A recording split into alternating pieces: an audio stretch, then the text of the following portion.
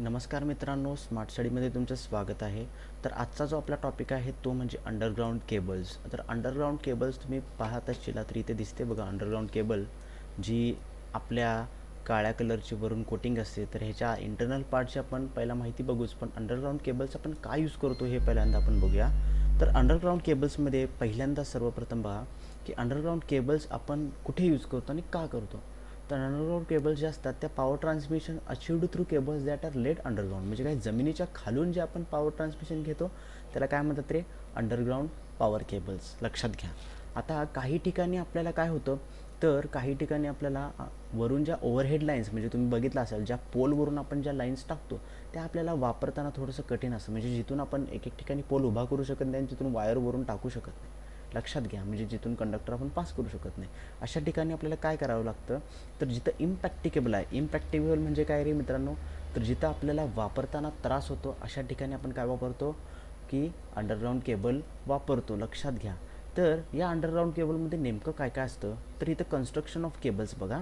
तर काय म्हटले बघा, underground cable and underground cable essentially consist of one or more conductors covered with suitable insulation and surrounded by protecting cover. तर ह्याच्यामध्ये काय काय असतं जरा लक्ष द्या. बघा आता इथं दिले कन्स्ट्रक्शनमध्ये काय आहे. आता कोर्स और कंडक्टर्स, कोर्स आणि कंडक्टर्स तुम्हाला माहिती आहे की कंडक्टरमधून काय होतं रे, तर कॉपर किंवा ॲल्युमिनियम जे सुवाहक आहेत विजेचे, त्या सुवाहकामधूनच काय होतात, तर करंट काय होतो रे, पास होतो आणि त्याच्यामधूनच आपण काय करतो, ती इलेक्ट्रिसिटी फ्लो करतो. तर बघा इथे दिलेलं आहे कन्स्ट्रक्शन. कोअरमध्ये काय काय असतं, आता बघा single core at shown in figure 5. पण आता ही जी फिगर दिली आहे डायग्राम, तर या डायग्राममध्ये तुम्हाला दिसेल की इथं काय काय कन्स्ट्रक्शन आहे. तर ह्याच्यामध्ये जो पहिला जो नंबर दिलेला आहे इथं पहिला नंबर, तर ह्याचं इथे दिले बघा, हे आहे तुमची केबल शीट. ही काय करते, तर protects the cable against moisture in particular, म्हणजे ओलाव्यापासून वाचवण्यासाठी ही काळ्या कलरचं त्याच्यावरती काय असते रे, केबल असते. दुसरी जी आहे ती म्हणजे वायर स्क्रीन आहे. तर दुसरं म्हणजे वायर स्क्रीन बघा इथे दिसते तुम्हाला वायर स्क्रीन. तर ते काय करतं, तर control the electrical and discharge fault currents. आता हा जो पार्ट आहे डिस्चार्ज फॉल्ट करंट, समजा एखादा फॉल्ट करंट इथे कुठेतरी ऑकर झाला तर हा काय करतो, वायर स्क्रीन कंट्रोल करतो. तिसरा जो पार्ट आहे तो म्हणजे इन्सुलेटिंग लेअर. हे दिसते बघा इन्सुलेटिंग लेअर इथे दिसेल. इन्सुलेटिंग म्हणजे काय रे, दुर्वाहकापासून हे बनवलेलं असतं थोडंसं. आणि तुमचा जो मेन करंट जो फ्लो होतो, लक्षात घ्या मित्रांनो, तर ते ह्या चौथ्या पार्टमधून होतो. तर हा जो चौथा पार्ट जो आहे तो म्हणतात electric conductor conducts the current. लक्षात घ्या, ह्याच्यामधून काय होते रे, तर तुम्हाला जो काही करंट जो तुमचा पास होतो तो त्या इलेक्ट्रिक करंटमधून होतो. लक्षात घ्या, हा चौथा पार्ट. हे जे आहे ते वायरच्या प्रोटेक्शनसाठी.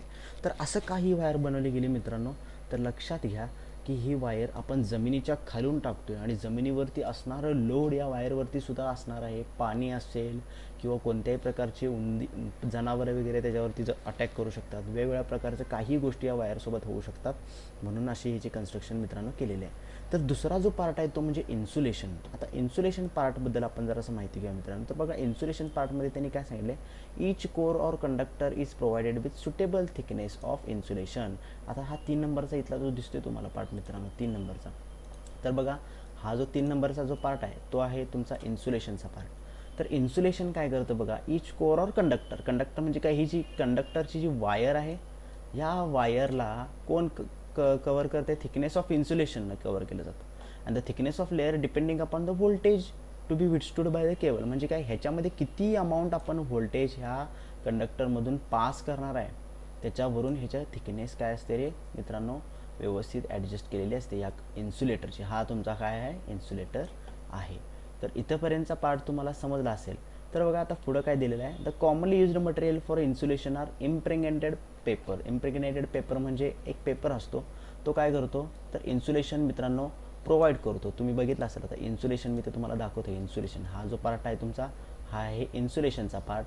तर हा जो दिसतोय हा पार्ट कुठला आहे रे, कंडक्टरचा पार्ट. लक्षात घ्या. तर इन्सुलेशन हे जे आहे ते वेगवेगळ्या प्रकारच्या मटेरियलपासून काय केलेलं असतं रे मित्रांनो, बनवलेलं असतं. लक्षात घ्या. समजते सगळ्यांना इथंपर्यंतचा पार्ट. आता बघा आपण 2 नंबर पेजवर जाऊया. इथं आता तुम्हाला एक्झॅक्ट कन्स्ट्रक्शन कळेल की नेमकं ह्याच्यामध्ये काय काय असतं आणि काय नाही. तर इथे तुम्हाला दिसेल की बघा कंडक्टर दिलेले आहेत. हे कंडक्टर दिसत आहेत तुम्हाला मित्रांनो, कंडक्टर बघा हे आहेत ते तुमचे कंडक्टर आहेत. तर कंडक्टर जो असतो, कंडक्टरचं काम काय रे मित्रांनो, तर ते विजेला काय करतात, सुवाहक. हे तुमचे कंडक्टर आहेत. समजते. त्याच्यानंतर बघा ही इथं लीड शीट दिलेली आहे बघा, ही तुमची काय आहे लीड शीट. लीड शीटचं काम इथं दिलं आहे. आता मेटॅलिक शीट असते. आता इथं हे बेडिंग आहे, बेडिंग कळते, बेडिंग. आणि हे तुमचं आर्मरिंग, हे तुमचं झालं आर्मरिंग. आणि हे आहे तुमचं सर्विंग. तर ह्याच्यामध्ये बघा ह्याचं एक्सप्लेनेशन त्यांनी दिलेलं आहे. तर बघा मेटॅलिक शीट जे असते तिचं काम काय बघा, in order to protect the cable from moisture. तर लक्षात घ्या त्या केबलला ओलाव्यापासून, परत वेगवेगळ्या प्रकारच्या जमिनीतल्या वेगवेगळ्या प्रकारच्या गॅसेसपासून, डॅमेजिंग लिक्विड समजा जमिनीमधून काहीतरी वाहत असेल तर त्या लिक्विडपासून, सॉईलपासून, मातीपासून, परत ॲटमॉस्फिअर जिथलं वातावरणापासून वाचवण्यासाठी काय केलेलं आहे रे मित्रांनो त्यांनी मेटॅलिक शीट तुम्हाला दिसेल. Metallic sheet or aluminium sheet is provided over the insulation. इन्सुलेशनच्या वरती त्यांनी काय केलेलं आहे ॲल्युमिनियमची शीट प्रोव्हाइड केलेलं आहे. तर त्याच्यानंतरचा जो पार्ट आहे तो बघा बेडिंग. आता बेडिंग म्हणजे काय, आतापर्यंत आपण बघितलं मेटॅलिक शीट झाली. आता बेडिंगचा जो पार्ट आहे, बेडिंगमध्ये काय दिले बघा, ओव्हर द मेटॅलिक शीट. आता ही जी दिसते तुम्हाला लीड शीट, तुम्हाला इथं सांगतो मेटॅलिक शीट ही म्हणजे तुमची काय रे मेटॅलिक शीट आहे. तर लक्षात घ्या हे जे दिसते तुम्हाला, तर तुमची जी मेटॅलिक शीट होती ती इथं आहे, ही झाली तुमची मेटॅलिक शीट. आता ह्याच्यावरती म्हणजे असं एकमेकाच्या वरती असे लेयर्स आहेत मित्रांनो, लक्षात घ्या. हे सगळ्यात आतलं लेअर कंडक्टर, त्याच्यानंतर हे पेपर इन्सुलेशन त्याच्यावरती केले, त्याच्यानंतर मग लीड शीट आली ओलाव्यापासून वाचवण्यासाठी, आणि त्याच्यावर परत बेडिंगची शीट. म्हणजे ही तुमची जी शीट दिसते ही तुम्हाला दिसते ही बेडिंग. हे तुमचं आहे, तुमचं काय रे मित्रांनो, तर हे तुमचं आहे ते म्हणजे बेडिंग आहे, लक्षात घ्या. तर बेडिंगला मी हायलाईट करतोय बघा, लक्ष द्या. हायलाईट केल्यानंतर हे बघा हे बेडिंग आहे तुमचं, लक्षात घ्या हे बेडिंग. तर बेडिंग काय केलेलं आहे बेडिंगमध्ये बघा, over the metallic sheet is applied for a layer bedding which consist of a fibrous material. तर कसं आहे ते फायबरस आहे म्हणजे धाग्यासारखं. आणि the purpose of bedding is to protect metallic sheet against corrosion. Corrosion म्हणजे गंजण्यापासून, फ्रॉम द मेकॅनिकल डॅमेज. समजा वायर कुठेतरी बेंट झाली तर बेडिंग असं प्रोव्हाइड असते की त्याला ते फ्लेक्झिबिलिटी दिली वायरला बेंड केल्यानंतर. लक्षात घ्या जर वायर अंडरग्राऊंड केबल आतल्यात कट झाली तर इथून पुढे सप्लाय पास होणार नाही, कारण की इथं पण ते आत कंडक्टर कट होऊ शकतात इथं. तर त्याच्यामुळे हे बेडिंग त्यांनी काय केलेलं आहे प्रोव्हाइड केलेलं आहे. मेकॅनिकल डॅमेज, आता मेकॅनिकल डॅमेज म्हणजे काय, यांत्रिक काहीतरी त्याला धक्का लागला असेल तरीसुद्धा त्यांनी ते अवेलेबल केलेलं आहे. तर आता पुढचा जो पार्ट आहे तो बघा, पुढचा जो पार्ट जो आहे तो आहे म्हणजे आर्मरिंग. आता आर्मरिंगमध्ये काय असतं बघा, लक्ष द्या मित्रांनो. आर्मरिंग म्हणजे काय, over the bedding. Over the bedding म्हणजे या बेडिंगच्या वरती हे दिसते का तुम्हाला, हे म्हणजे आर्मरिंग आहे, ते दिले बघा आर्मरिंग.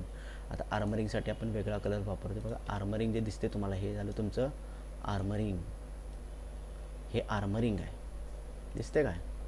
तर हे जे आर्मरिंग आहे थोडंसं आपण इरेज करूया.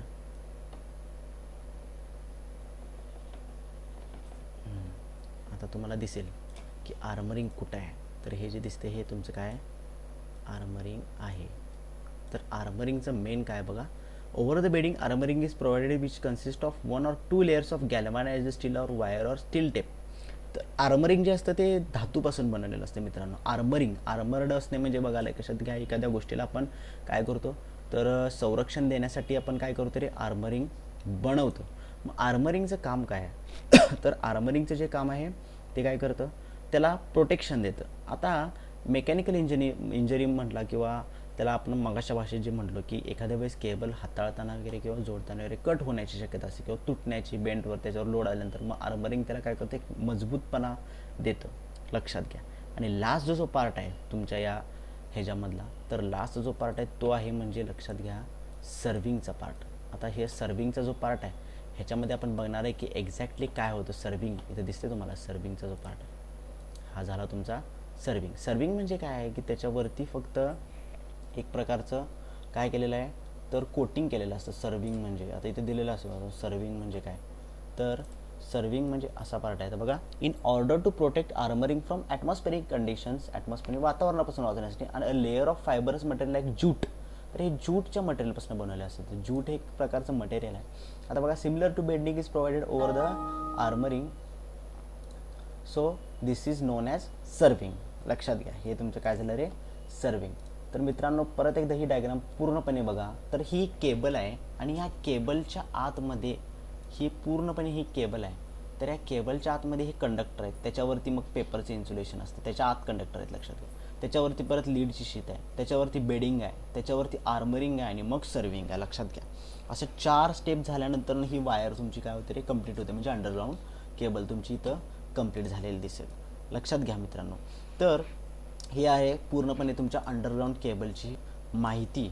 लक्षात घ्या, अंडरग्राऊंड केबलचे हे काय पूर्णपणे डायग्राम आहेत आणि कन्स्ट्रक्शन आहे.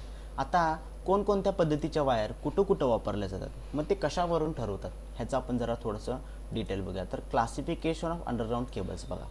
तर क्लासिफिकेशन म्हणजे ते काय केले, क्लासिफिकेशन म्हणजे वर्गीकरण केले त्यांनी की बाबा अंडरग्राऊंड केबल कशा आणि कुठं कुठल्या पद्धतीच्या वापरायच्या, त्या कोणत्या वेगवेगळ्या असाव्यात. तर बघा ह्यांनी दिलेलं आहे की त्यांचं क्लासिफिकेशन जे दिलं आहे, voltage capacity at shown in figure 5.3 below. आता तुम्हाला ते दाखवतो मी. 5.3 व्होल्टेज कॅपॅसिटीवरून कसं आर्मर्ड केबल बनवलेल्या आहेत. तर बघा, व्होल्टेज कॅपॅसिटीवरून आर्मर्ड केबल ह्या अशा असतात बघा. तर इथे दिलेलं आहे की अंडरग्राऊंड केबल जे आहेत, तर इथं बघा ही जी आहे ती आहे लो टेन्शन केबल. ही जी आहे ती कुठली आहे, लो टेन्शन, म्हणजे एक नॉर्मल पद्धतीमध्ये वापरतात 3 फेजला. त्याच्यानंतर आहे ती सुपर टेन्शन केबल. त्याच्यानंतर आहे एक्स्ट्रा सुपर टेन्शन केबल, लक्षात घ्या, आणि हाय टेन्शन केबल आणि एक्स्ट्रा हाय टेन्शन केबल. ह्या 4-5 प्रकारच्या आर्मर्ड केबल वेगवेगळ्या पद्धतीने. आता तुम्हाला सांगतो ह्याचं वर्गीकरण कशावरून केलं आहे, तर ह्याचं जे वर्गीकरण केलं आहे ते मित्रांनो व्होल्टेज आणि करंटवरती असणाऱ्या क्वांटिटीवरती आहे, लक्षात घ्या. तर हे असं का बनवलं, तर समजा आपण जर कमी व्होल्टेजला हाय व्होल्टेज जर वापरलो वायर, तर काय होईल, वायर जळून जाईल मित्रांनो, लक्षात घ्या. कमी वायर हाय व्होल्टेजला वापरले तर ते वायर जळून जाऊ शकते. ह्यासाठी ह्याने असं क्लासिफिकेशन बनवलेलं आहे, समजलं. तर ह्याचं जे क्लासिफिकेशनचं आहे ते मागच्या पेजवर आहे बघा, इथं दिलेलं आहे बघा. LT cables low tension with maximum capacity 1000 वोल्टचे आहे. त्याच्यानंतर 11,000 वोल्ट. HT केबल कशाला वापरतात, 11,000 वोल्ट. आता 1000 वोल्टची जी कोणती होती, तर लक्षात घ्या 1000 वोल्टला जी वायर बघितली, तर ही जी वायर आहे तुम्हाला इथे दिसेल, ही जी वायर आहे ती कितीला वापरतात, 1000 वोल्ट. लक्षात घ्या कितीला, 1000 वोल्टला कोणती वायर वापरली जाते मित्रांनो, तर ही जी वायर आहे ती 1000 वोल्ट. ही जी वायर आहे ती 1000 वोल्टला, लक्षात घ्या, ही 1000 वोल्टला वापरली जाते. हां, त्याच्यानंतर ना त्याच्यापेक्षा वरती म्हणजे 11,000 वोल्टला कोणती वायर वापरतात, तर लक्षात घ्या 11,000 वोल्टसाठी ही वायर वापरली जाते. 11,000 वोल्ट म्हणजे 11 वरती 3 शून्य, विचार करा. त्याच्यापेक्षा जास्त म्हटलं तरी 22,000 वोल्ट, मग त्याला आपण किलो वोल्ट असं पण म्हणतो बघा, 22,000, बरोबर. आणि त्याच्यापेक्षा पण पुढे जर गेला तर 33. तर या अशा प्रकारच्या वायर्स वेगवेगळ्या पद्धतीने बनवल्या गेल्या आहेत. अंडरग्राऊंड म्हणजे जमिनीच्या खालून ज्याचं वायरिंग केलं जातं त्यासाठी या अशा प्रकारच्या कन्स्ट्रक्शन मित्रांनो केलेल्या आहेत. तर आजचा जो आपला टॉपिक आहे तो इथंच संपतोय. आपण बघूया नेक्स्ट लेक्चरमध्ये की ह्या वायर आपण कशा इन्स्टॉल करू शकतो किंवा काय त्याच्या पद्धती आहेत. तर लक्षात घ्या, कुणाला काही डाऊट्स असतील तर अवश्य विचारू शकता मित्रांनो. ज्यांना पण कुणाला डाऊट असतील या चॅप्टरबद्दल तर त्यांनी डिरेक्टली मेसेज करा किंवा कमेंट सेक्शनमध्ये जरूर सांगा की तुम्हाला कोणता पार्ट कळालेला नाही आहे अंडरग्राऊंड केबलचा. समजते सगळ्यांना. तर अंडरग्राऊंड केबलचं लेक्चर आपण इथेच थांबवतो आहे. Thank you so much.